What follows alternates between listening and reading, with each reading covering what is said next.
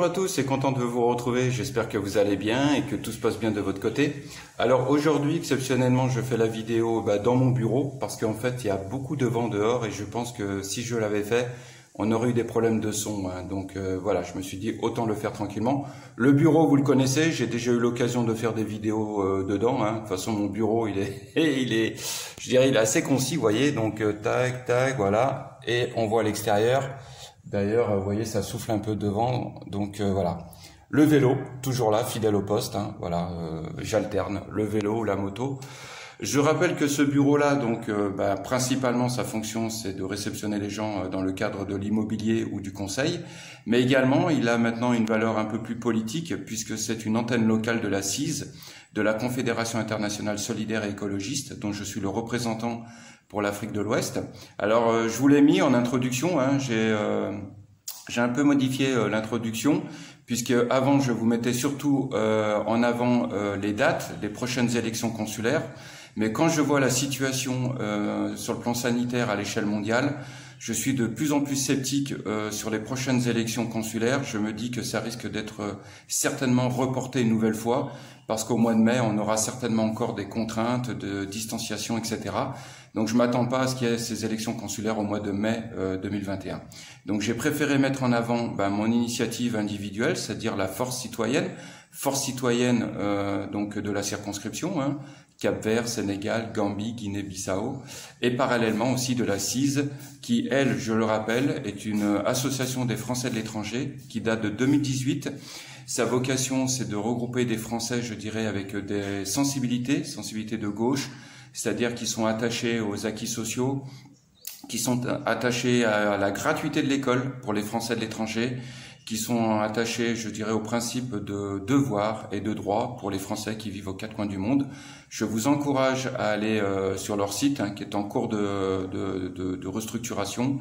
Je rappelle aussi que cette association n'est pas que destinée aux Français, elle s'adresse également aussi à toutes les personnes, toutes les personnes ayant ces sensibilités-là et n'ayant pas forcément la nationalité française. Voilà, c'était la petite parenthèse. Alors aujourd'hui, je vais aborder un sujet, je dirais, assez sensible, puisque je vais parler de l'émigration clandestine. J'aurais voulu le faire en bord de plage, en bord de mer, mais malheureusement, les conditions, je dirais, météorologiques ne s'y prêtaient pas trop aujourd'hui. Alors, pourquoi j'en parle ? Parce qu'en fait, il y a quelques semaines de ça, on a eu une vague de départ, de Mbour d'ailleurs. Je rappelle que Mbour est un des principaux points de départ, je dirais, des clandestins vers les îles Canaries. Donc Mbour est à quoi? Est à 5 km d'ici, 5-6 km de là. Et donc on a eu, il y a un mois et demi de ça, beaucoup de pirogues qui sont parties dans le but de rejoindre les îles Canaries, voilà. Et donc ça a fait beaucoup de bruit ici au Sénégal. Il faut savoir que malheureusement, je dirais, il y a eu énormément de casses, énormément de pertes, puisqu'on estime qu'il y a eu environ 500 migrants, 500 clandestins qui ont disparu en mer. Voilà ce que je pouvais vous dire. Alors, il faut savoir aussi également que là, il y a 2 jours de ça, je suis tombé sur un article, puisque le Sénégal a pris je dirais, des résolutions fermes, des décisions, je dirais, politiques très fortes. Il faut savoir qu'il y a 2 pères de famille qui ont été condamnés, ou du moins qui actuellement, c'est en cours de jugement, mais dont le tribunal a requis 2 ans d'emprisonnement ferme, parce que ces 2 pères de famille avaient envoyé leur jeune garçon mineur sur des pirogues en vue de rejoindre les îles Canaries. Et l'un d'eux, je crois qu'il était âgé de 13 ans, est mort durant la traversée. Donc ces deux pères de famille sont actuellement jugés pour trafic d'êtres humains, incitation à l'émigration clandestine, enfin une multitude de délits, mais surtout pour l'un d'eux d'avoir conduit son fils à la mort. Il est mort durant la traversée, son corps a été jeté par les passagers de l'embarcation donc au large, il a été jeté dans la mer. Vous voyez, quand on parle de l'émigration clandestine, il ne faut pas avoir peur de mesurer ces mots, c'est dur, c'est violent, c'est très souvent inhumain. C'est pour ça que je veux en parler et je veux qu'aujourd'hui, à travers mon témoignage, ça suscite le questionnement, les interrogations, etc., qui peuvent être multiples. Et comme toujours, je n'utiliserai pas la langue de bois et encore moins le politiquement correct. Alors donc, j'attends. Dès qu'on en saura plus sur le jugement, je vous ferai signe, je vous informerai. Je rappelle que le groupe Facebook est là pour apporter les compléments d'information à la chaîne. Donc n'hésitez pas à rejoindre le groupe Facebook de la chaîne. Et voilà. Et donc, à l'heure d'aujourd'hui, là, ça s'est un peu, je dirais, tassé les départs. On en entend moins parler. Donc, il faut savoir que le Sénégal a pris des décisions, que l'Espagne, de son côté, a décidé donc d'affréter des navires militaires au large des côtes sénégalaises pour contrôler et pour filtrer justement les entrées. L'Espagne a pris aussi la décision, apparemment, puisque c'est pas confirmé du côté sénégalais, du moins par les autorités sénégalaises, mais ça a été simplement affirmé par l'ambassadrice, enfin non, par la ministre des Affaires étrangères espagnole, comme quoi tous les immigrés clandestins qui sont arrivés aux îles Canaries seront refoulés et donc respédiés dans leur pays d'origine. Voilà un petit peu le topo à l'heure d'aujourd'hui de la situation sur la vague migratoire qu'on a eu il y a quelques semaines de ça et qui est encore d'actualité, mais dont l'intensité a quand même bien baissé. Voilà. Alors moi, sur ça, qu'est-ce que je peux vous donner? Alors je vous l'ai toujours dit, et je le redis à travers la chaîne, je suis contre l'émigration clandestine, c'est-à-dire que je les vois partir, j'en côtoie qui veulent partir, j'en ai connu qui sont partis et qui sont revenus parce qu'ils ont été expulsés, qu'ils n'ont pas pu tenir.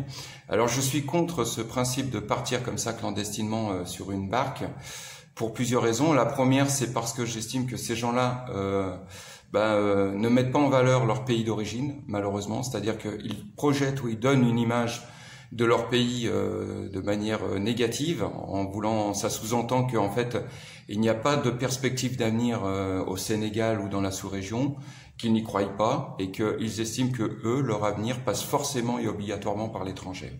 Ça, c'est le premier message que eux, involontairement ou inconsciemment, ils transmettent au monde, et c'est un message que je ne partage pas, puisque je vous le dis, ici, au Sénégal, je parle du Sénégal parce que j'y vis, on peut vivre dignement, on peut se construire un avenir, on peut même s'inventer son travail, on peut arriver à quelque chose. Moi-même, dans mes activités, j'ai pu atteindre des niveaux que je n'aurais certainement jamais atteints en France. Je ne parle pas sur le plan pécuniaire. Ça, c'est même pas la peine de penser que je parle sur ce plan-là. Je parle sur le plan épanouissement personnel. Voilà, j'ai pu être et je peux être mon propre patron. J'ai pu avoir ce bureau. Je veux dire, ici, mon champ d'action est largement moins limité qu'il pourrait l'être si j'étais en France. Donc voilà, j'essaye à travers mes vidéos de vous montrer qu'une vie au Sénégal de manière digne est possible, mais c'est pas cadeau, c'est-à-dire que rien n'est gagné, c'est à vous de vous battre, c'est à vous de faire des sacrifices, c'est à vous de vous instaurer une discipline de vie, et en contrepartie de ça, vous pouvez arriver à quelque chose. Et là, regardez, c'est une situation difficile, puisque sur le plan économique, je vous l'ai déjà dit dans ma vidéo de la dernière fois, on subit les contre-coups donc de la pandémie, donc il n'y a pas de tourisme. C'est pas pour autant que je vais fuir, c'est pas pour autant que je vais quitter le Sénégal avec mon passeport, ma valise pour vite rentrer en France et solliciter des aides sociales. Non, je reste là parce que je peux tenir, parce que je me suis donné les moyens d'avoir une capacité de résilience. Donc voilà. Donc je suis en désaccord avec eux sur l'image qu'ils se font de leur propre pays. Voilà, ça c'est le premier point. Le deuxième point, c'est ce qui se passe en France, je vais parler pour la France, c'est que malheureusement sur place, les migrants, puisque c'est comme ça qu'on les appelle là-bas, ou moi je préfère dire les clandestins, les immigrés clandestins, ça engendre le rejet chez une grande partie de la population, parce que les gens se retrouvent maintenant avec des camps de réfugiés, au cœur même de Paris, ou je crois vers le Stade de France, même à Lyon, je crois qu'il y en a, enfin, il y en a un petit peu de partout en France. Et quand on voit comment ça se passe sur place, c'est la cour des miracles. Donc donc ça suscite le rejet. Les gens ne sont pas contents. Donc en fait, il n'y a rien de positif là-dedans. Donc ça c'est la deuxième raison. Et la troisième, moi j'ai une pensée pour tous les étrangers qui restent dans la voie légale, c'est-à-dire à tout, moi je pense à tous ces Sénégalais que je connais, j'en ai connu, qui essayent de venir en Europe par la voie légale, c'est-à-dire de remplir un dossier de visa, d'essayer de batailler pour obtenir tous les papiers, de payer, parce que je rappelle qu'ils payent de leur poche cette demande de visa, qui est de l'ordre de 60 000, je crois 60 000 francs CFA, c'est-à-dire environ 100 €, ce qui n'est pas rien ici, c'est quand même pas une somme modique, et que si le visa est refusé, on ne leur rend pas leur argent, c'est perdu. Bon ben moi, pour ces gens-là, je trouve que c'est pas normal, parce que l'émigration clandestine court-circuite toute cette procédure-là, et c'est un manque de respect, c'est un manque de considération pour tous ces gens qui, eux, prennent la peine, se donnent la peine ou les moyens de faire un dossier en bonne et due forme, et que pour une grande majorité, parce que le pourcentage étant quand même énorme de refus, on leur refuse leur visa et puis ils perdent en plus, excusez-moi, ils perdent leur argent dans l'histoire. Donc c'est pas normal. Moi j'ai l'impression que le système marche sur la tête. Voilà.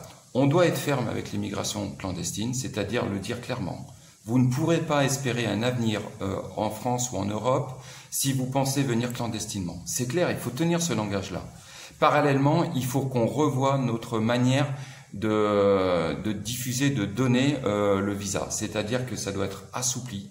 Les conditions doivent être revues. Savoir aussi pourquoi on demande un tel montant. Est-ce que c'est dans un but dissuasif ou alors est-ce que c'est vraiment, paraît-il, pour payer les frais que ça engendre de gérer, de devoir étudier un dossier. Enfin voilà, je ne sais pas comment ça se passe auprès des autorités consulaires.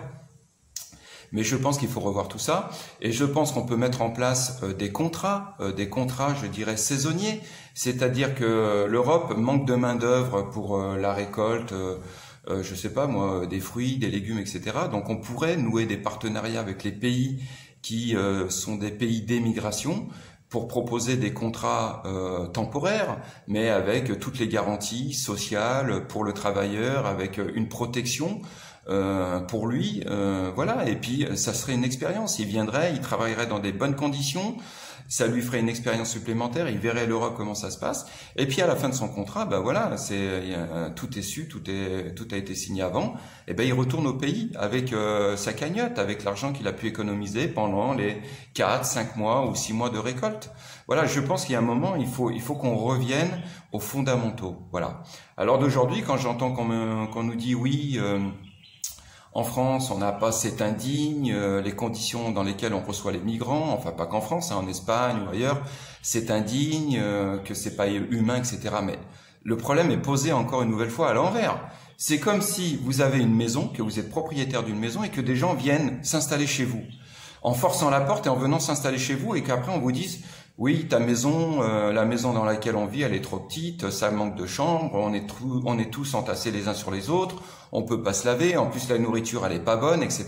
Mais il y a un moment, je dirais, mais attendez, vous êtes chez moi, vous avez forcé la porte, vous êtes venu chez moi, et c'est à moi de m'adapter à vous. Non, ça se passe pas comme ça. Si vous voulez venir, je le répète, si vous voulez venir en Europe, la seule solution, c'est la voie légale. Et pour ça, là-dessus, il faut que nous, de notre côté, notre responsabilité, je parle des Occidentaux, c'est de revoir nos conditions d'octroi des visas. Voilà, c'est ça que je voulais dire aujourd'hui. Donc, si vous avez, je dirais, une opinion là-dessus, un avis à donner, n'hésitez pas à le donner en commentaire. Si vous êtes un immigré qui vit en France ou en Europe, faites part aussi de votre témoignage, comment ça s'est passé pour vous. Voilà, c'est important. Mais s'il vous plaît, ne m'envoyez pas de message WhatsApp pour me dire « Franz, moi je suis en désaccord avec toi » ou « Franz, tu n'as pas été suffisamment précis dans tes propos ». Bien sûr, j'en suis conscient, je ne peux pas être précis et je ne peux pas aborder tous les aspects d'un sujet aussi sensible que celui-ci dans une vidéo de 20 minutes. Donc soyez indulgents là-dessus. Moi, mon but, c'est simplement de susciter l'interrogation chez vous sur ce sujet-là. Et après, c'est de susciter le débat dans les témoignages, dans les commentaires de la chaîne YouTube. D'accord? Mais ne revenez pas vers moi. Ou alors, si vous êtes en total désaccord avec moi, dans ce cas-là, jouez le même jeu que moi. C'est-à-dire que vous prenez une caméra, vous montrez votre visage et vous la postez sur YouTube. Et là, on pourra, vous et moi, dialoguer vraiment sur le même degré je dirais, au même niveau. D'accord? Voilà, ça c'est ce que je voulais dire. Pourquoi? Parce que des fois j'entends des commentaires négatifs où on me dit ce que tu dis c'est des conneries, etc. D'accord? Mais dans ce cas-là, déjà commence par enlever ton pseudo, mets ta véritable identité, mets une photo sur ta photo de profil et viens parler d'égal à égal avec moi. Et pour ceux qui sont ici, qui sont en désaccord avec moi, je le redis, mon bureau il est ouvert. Tout le monde sait où se situe mon bureau. Venez me voir et je suis prêt à dialoguer avec vous. Face à face, droit dans les yeux, et puis voilà, il n'y a pas de... Voilà, mais l'hypocrisie ou la bassesse ou le fait de critiquer par derrière sans venir me voir, bon, ça m'atteint pas, mais il y a un moment, voilà, il faut que les gens soient cohérents avec eux-mêmes, d'accord? Voilà, donc ça, c'était l'aspect, donc aujourd'hui, voilà pourquoi moi je suis en désaccord avec l'immigration clandestine, et il faut la combattre de manière humaine, mais il faut aussi dire les mots sur les mots, hein, donc MOTS, sur les problèmes, c'est-à-dire qu'il ne faut pas avoir peur d'aborder le sujet de manière frontale. Une dernière chose aussi que je voudrais, parce qu'en profiter à travers cette vidéo, vous me voyez souvent utiliser le terme immigré. D'ailleurs, c'est un terme auquel je suis très attaché et j'en fais presque une revendication politique. Alors pourquoi? Parce que souvent les gens me posent la question, et puis il faut savoir que le mot immigré, il y a des gens qui n'en connaissent pas réellement le sens. Immigré, c'est un étranger, enfin c'est une personne qui vit dans un pays dont il n'est pas originaire, d'accord? Ce qui est mon cas. Je vis au Sénégal, je ne suis pas né au Sénégal. Et en parallèle de ce statut d'émigré, je suis émigré. Un émigré, c'est celui qui a quitté son pays. Donc par rapport à la France, je suis un émigré, et par rapport au Sénégal, je suis un immigré, d'accord? Et pourquoi j'utilise le terme immigré? Parce que je suis fatigué, je vous le dis honnêtement, je suis fatigué, principalement les Français, que les Français de l'étranger se définissent comme des expatriés et qu'on dirait qu'ils aient honte d'utiliser le terme immigré. Moi, expatrié, pour moi, oui, on est des expatriés. Mais pourquoi nous, en France, on désigne les étrangers en disant ce sont des immigrés, et pourquoi le terme on se l'applique pas à nous quand on est dans la même situation qu'eux, c'est-à-dire qu'on vit dans un pays qui n'est pas le nôtre. Voilà. Donc c'est pour ça, il y a un moment c'est pareil aussi les Français, il faut qu'on soit cohérent dans notre manière de fonctionner, parce que moi le terme immigré, depuis les années 80, je l'ai toujours entendu dans un sens négatif. Les immigrés sont source de délinquance, il y a trop d'immigrés en France, il faut lutter contre l'immigration clandestine, contre l'immigration, etc. Donc l'immigration a toujours eu une connotation négative. Eh ben moi, je suis fier de mon statut d'immigré et je veux lui redonner un sens noble à ce mot-là. Donc si vous êtes avec moi, si vous êtes d'accord avec moi, n'ayez pas honte, au contraire, revendiquez votre statut d'immigré français qui vivait en Afrique, en Asie, en Amérique, peu importe, mais arrêtez d'utiliser le terme expatrié. Même les sites, je vois expat.com, mais il n'y a jamais immigré.com, ça n'existe pas. Moi, si un jour il faut le créer, moi je le créerai un site immigré-français.com, ça me gêne absolument pas. Voilà donc ce que je voulais dire là-dedans. Je tiens toujours des propos, j'essaie d'être cohérent avec moi-même, et puis je dis bien, ceux qui sont en désaccord avec moi, n'hésitez pas à venir ici. Vous viendrez me parler, vous viendrez me donner des leçons de patriotisme. D'ailleurs, quand on parle de patriotisme, eh ben on verra lequel de nous sont peut-être les moins patriotes. Je rappelle aussi, c'est pareil, je me définis comme un patriote. Le patriote, c'est celui qui aime son pays. Le nationalisme, c'est celui qui déteste, le nationalisme, c'est celui qui déteste le pays des autres. Ça vient pas de moi, hein, c'est Charles de Gaulle. Hein. Donc voilà. Mais j'aime bien cette manière d'être mesuré dans son comportement. Voilà, jamais tomber dans les extrêmes. Les extrêmes, il y a toujours la surenchère. Voilà. Alors que voilà, il faut savoir être posé, être modéré, et puis quand on parle, au moins avoir réfléchi un minimum avant de donner son avis ou son opinion. Voilà, bah écoutez, je vois que la vidéo fait 18 minutes. Je dois vous rajouter d'ailleurs quelques petites séquences qu'on m'a envoyées. Donc, je vous souhaite à chacun d'entre vous une bonne journée, une bonne continuation. Et puis, prochaine vidéo, bon, on la fera à l'extérieur un petit peu. Sur ce, à très bientôt. Ciao.